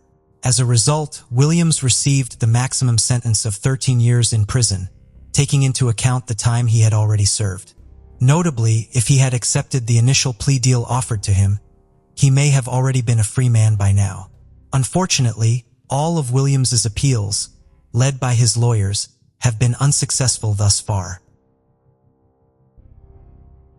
Jennifer Sophia Martellis was born June 8, 1975. At the age of 7, she lived at 1204 East 98th Avenue in a duplex in Tampa with her father and stepmother. She was a second-grade student at Shaw Elementary School, which was only 1 mile from her home. She was described as a good student and very well behaved. Her parents had recently divorced and her mother had legal custody of her. On November 15, 1982, about 3 p.m., Jennifer asked a friend to watch her as she continued to walk home from school because she was scared. Her friend turned away for a moment and Jennifer disappeared around 15th and 109th Avenue, just 1 block from her home. After her disappearance, both sides of her family accused one another of hiding Jennifer, but eventually all her relatives were ruled out as suspects. Authorities suspected Thomas Peter Wilnicki had something to do with her disappearance because he was a family friend who Jennifer knew and trusted. He also lived in the other half of the duplex where she lived and had an extensive criminal history for drug possession, theft, and minor assault. When questioned by police, he claimed to be a psychic and to have a vision of Jennifer's abduction and murder. He gave a 22-page rambling statement that he had psychic feelings about her case. He said she was abducted and strangled by 2 men. One of them, he said, was in his 40s and had a criminal history, and the other was a blonde man in his mid-20s whom Jennifer knew and trusted and whose conscience troubled him deeply after her death. Thomas also appeared obsessed with the blonde man's teeth. Several times he repeated that the man's teeth were beautiful, perfect, and white, but his own teeth have been described as bad. Strangely, Thomas himself matched the description of the blonde man in some ways. An expert analysis stated that those words were that of a confession, but he denied this. Thomas had a rest in Tampa dating back to 1976, and in 1991, he was charged with possession of heroin and sentenced to prison. He agreed to a polygraph test and failed. However, this may have been because he was taking medication to prevent seizures. To this day, Thomas has never been charged in connection with Jennifer's case, but in 2010, he was charged with pouring piping hot cocoa on his roommate over a dispute. Years later, another person of interest arose. A woman named Anna, who was 10 years old at the time of Jennifer's disappearance, reported that she thought Steve Wisniewski could have been involved. She said she lived on Rankin Air Shaft Road near him, but he also had a second home in the Tampa area, just 5 blocks from Jennifer's home at the time of her disappearance. He also owned a brown vehicle that was seen in the area when she was abducted. The brown vehicle he owned was one he used to drive from Pennsylvania to Florida.